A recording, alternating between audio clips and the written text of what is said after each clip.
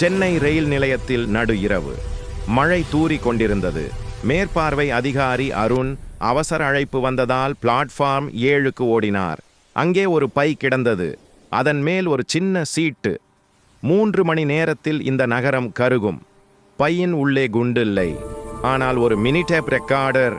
அதில் ஒரு மெல்லிய குரல். அருண், நீ என்னை கண்டுபிடிக்க மாட்ட. உனக்கு மிக அருகில் நின்றவன்தான் நான். அருணின் உடலிலே சிலிர்ப்பு. இது சாதாரண மிரட்டல் அல்ல. இது அவனை நேராக குறிவைத்துள்ள ஒருவரின் பழி. அவன் தகவல் பிரிவை அழைத்து ரெக்கார்டர் ஆய்வு செய்ய சொன்னார்.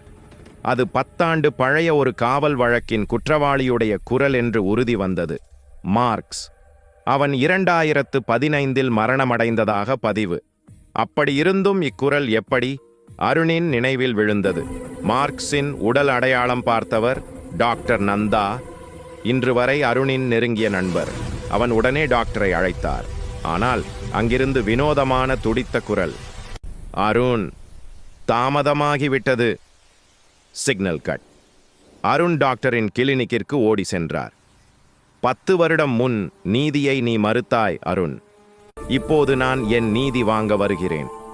அதே நேரத்தில் லேப்டாப்பில் நகர மையத்தின் சிசிடிவி காட்சிகள் ஸ்ட்ரீம் ஆகத் தொடங்கின. ஒரு பெரிய காட்சி ஒரு ஸ்விட்ச் ஆன் செய்யப்படுவதற்கு தயார். அருண் தன் ரிவால்வரை பிடித்தார். பின்னணி லைவ் ஒலி. 3, 2, 1 திரை கருமையாகும்.